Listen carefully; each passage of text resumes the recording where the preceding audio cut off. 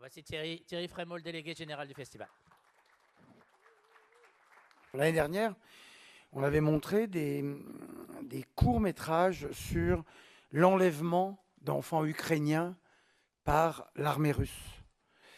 Et dans cette salle de Bussy, dans cette ouverture du Certain Regard, il y a une sorte de communion, il y a une sorte de dialogue avec la salle, avec la presse, qui nous semblait être la meilleure position pour le film de Judith Godrèche, qui dure 17 minutes, donc c'est pas non plus un très court métrage. Et quand on s'est vu avec Judith Godrèche, qu'elle m'a dit au cours de l'hiver à Paris qu'elle avait le projet de faire ce film, je lui dis bah, tiens-moi au courant. Et ensuite j'ai vu ce film qu'elle a tourné en une seule journée avec 1000 personnes qui sont parmi les milliers de témoignages qu'elle a reçus sur le site qu'elle avait dédié à cet effet, dû à la suite de son propre engagement sur la question des violences faites aux femmes. Et elle a décidé de faire ce film-là, et vous le découvrirez.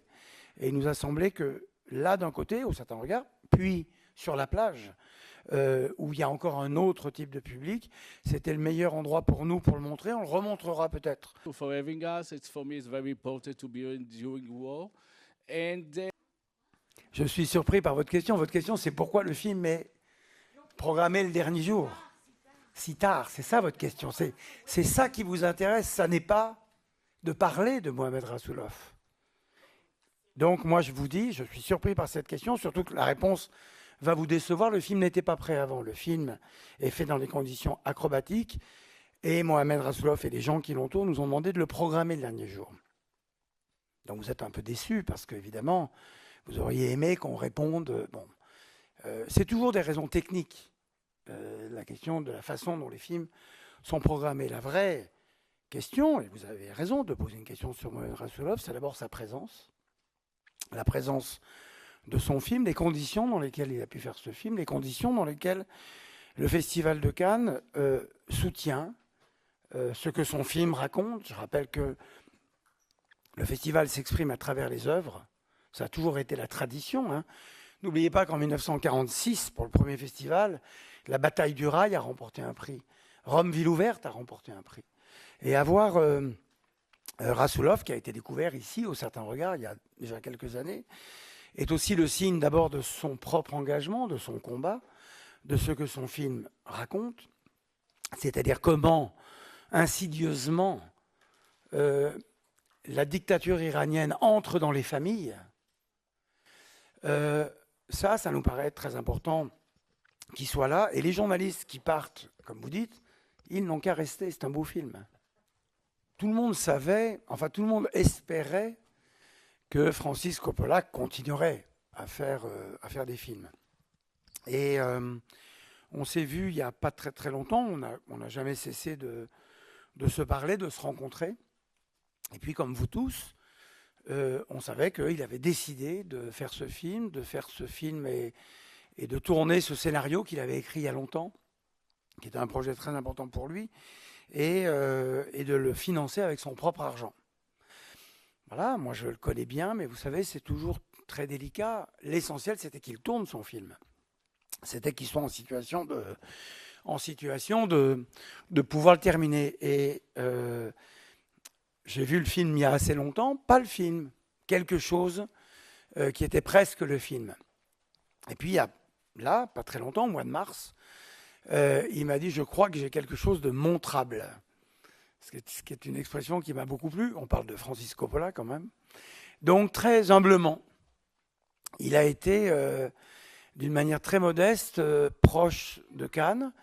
Et j'ai vu le film et tout de suite, je lui ai dit que le film était invité en compétition. Parce que je savais que si j'avais dit le film est invité en sélection officielle, il m'aurait dit en compétition. Parce qu'il fait tout le temps ça. Et je trouve admirable que cet homme de 85 ans se comporte comme un cinéaste indépendant, le cinéaste indépendant qu'il a toujours été, comme un artiste, lui qui aime tant l'Italie, comme un artiste qui veut venir avec son travail, montrer son travail ici à Cannes. Figure Donald Trump as a young person Do you think the film could have an impact on the president election? Oui, oui, mais je vous le dis.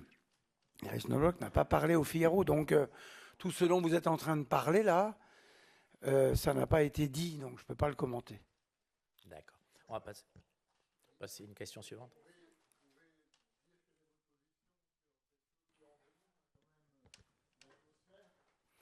Bah, ce qui va envenimer l'atmosphère, c'est le fait qu'on en parle, mais je veux bien. L'an dernier, ça avait été une très belle année. Bon, de cinéma. Parce que l'un de vos collègues m'a dit « Qu'est-ce qui a le plus changé dans les 20 dernières années ?» Et j'ai dit « Vos questions ». Parce qu'avant, on ne parlait que de cinéma. Quand le festival commençait, on avait, nous, organisateurs, qu'une seule angoisse, c'était les films. Vont-ils être aimés? Vont-ils être détestés? Quel sera le palmarès? On ne parle plus du tout de ça. Et l'année dernière fut une belle année de cinéma qui a duré jusqu'au mois de mars, jusqu'au succès de Anatomie d'une chute, de La zone d'intérêt, de tous ces films-là. Et en même temps, je ne vous fais pas je ne délivre pas un secret en vous disant que l'an dernier, il y avait eu quelques polémiques. Et donc, on s'est rendu compte de ça. Donc, on a décidé de faire un festival sans polémique. Et il n'y en a pas.